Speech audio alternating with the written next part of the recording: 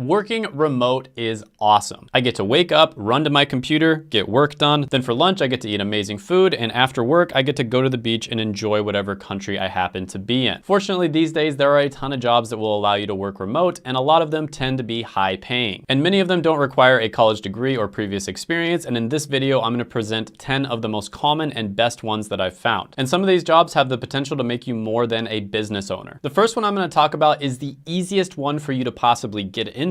It's also gonna be one of the lowest paying, and that is customer service representative. Now, I think everybody knows what this is. People might call into a company because they're having problems with a product or a service, or they need technical support, and you help them. Now, this one is probably gonna be the least desirable one that you hear on the list. You're gonna have to deal with Karens all day, for instance, but the reason I kept it on the list is because of the fact that it's probably the easiest to land. Just about anybody can land a job doing customer service within a few weeks or a month. And this is typically a job that can be done remote or fully remote. And by the way, the difference between remote jobs and fully remote jobs is that remote, you typically do have to be within a certain area. So yes, you can work from your home or you can work from a coffee shop, but they might require that you're within the city or within the state or the country. Fully remote jobs, on the other hand, give you the ability to work anywhere in the world as long as you can do the job during the times that they tell you to. So if you're somebody who wants to travel the world, you would want to go for a fully remote job. And customer service representatives or customer care support, they're gonna make around $39,000, $40,000 a year. So it's not great, but at the same time, it is a job you can land really quickly. And then once you land it, you can start looking for better ones. Overall, I'm gonna give this one a 5 out of 10 when it comes to the money score. Next one on the list is going to be a human resource assistant. Now, of course, you'd start off as a human resource assistant, and then eventually you might work into the higher level HR roles, which tend to be really well paying. And human resources is exactly what it sounds like. Basically, you're gonna be helping with hiring people, firing people,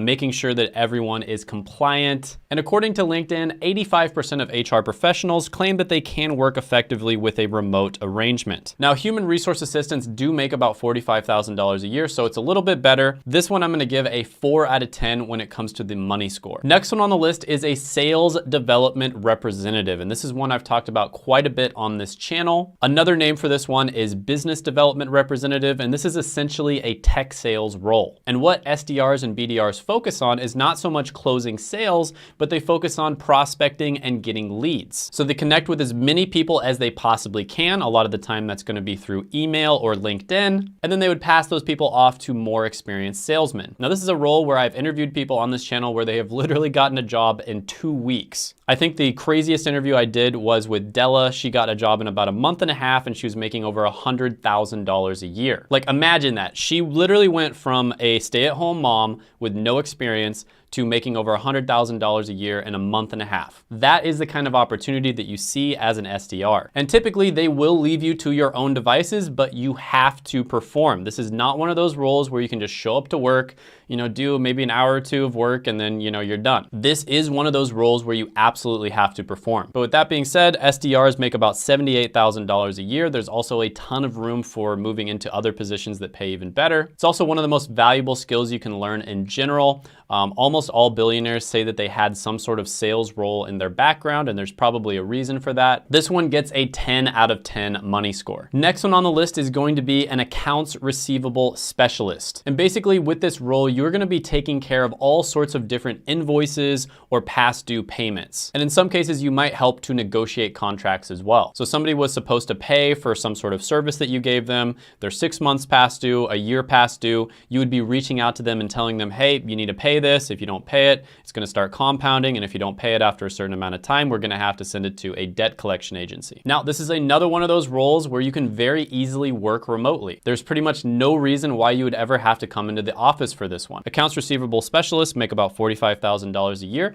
There are other roles that you can move into that pay much better than that. Also, depending on the industry or the company that you work for, you can get paid a lot more. But yeah, this one, I'm gonna go ahead and give it a 5 out of 10 money score. Next one on the list is going to be be an email marketing assistant. Now, this is one where you would start off as an assistant learning email marketing and helping experienced email marketers, but eventually you would move into higher level roles. And I can tell you right now, email marketing is one of the most valuable skills that you can learn. I think I've heard estimates that for every $1 that's spent on email marketing, you get $30 to $35 back. And those estimates are actually on the lower side. So of course you have to do the work, right? You have to create the content in order to market via email, but it is incredibly lucrative. Typically, if you even get like, $1.20 back if you spend $1 for many businesses, that's actually going to be worth it. So if we're talking about getting 30, 40x back on your money, that is why this skill is so valuable. Now, email marketing assistants make about $53,000 a year. So that's pretty good for something you can get into relatively easily right off the bat. This also does fall under the umbrella of digital marketing, which is something that I have talked about quite a bit on this channel.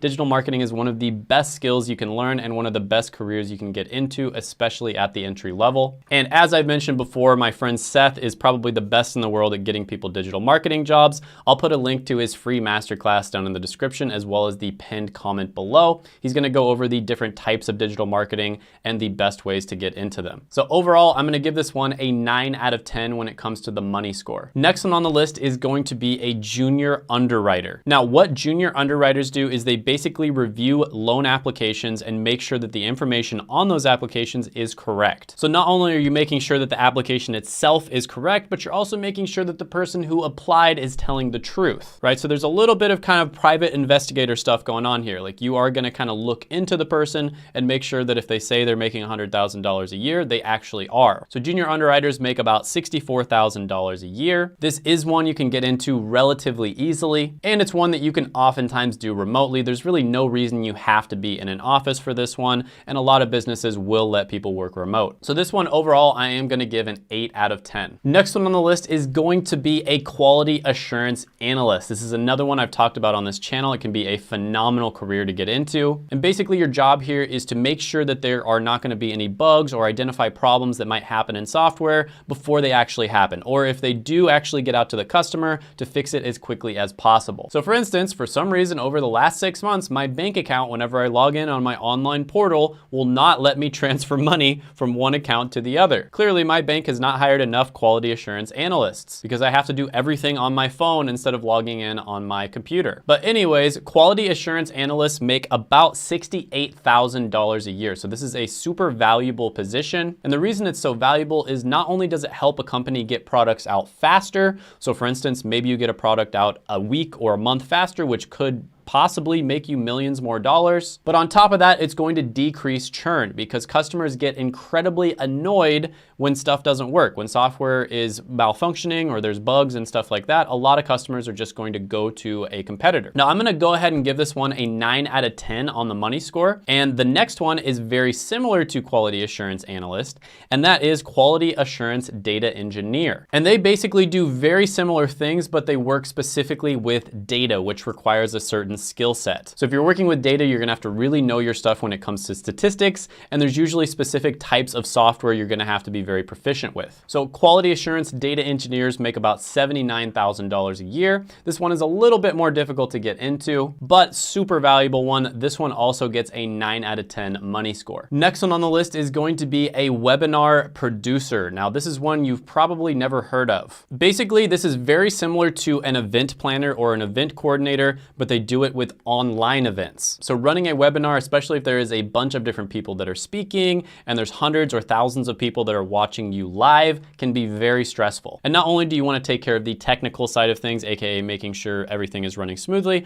but on the other side, you also want to make sure that the people who are watching the webinar have a good experience. And of course, this one can be done remotely. And webinar producers earn about $66,000 a year on average. This one I'm going to give a 9 out of 10 money score. Next one on the list is a medical assistant. So this is another one where you can get into relatively easily, sometimes with a short certification process. And there are certain types of medical assistant jobs that can be done remotely. So for instance, calling people to remind them to take their medications, calling people to remind them to go to their doctor's appointments, etc. And this is actually one of the fastest growing jobs according to BLS. It's growing at about 29% over the next 10 years. And medical assistants make about $38,000 a year. Now I'll be honest with with you, the entry-level jobs aren't gonna be one of the better ones on the list, but I do see a lot of higher paying jobs popping up down the line. And I also wanted to include this one to show you that it's not just business, technology, entertainment, marketing, etc. type jobs that you can do remote.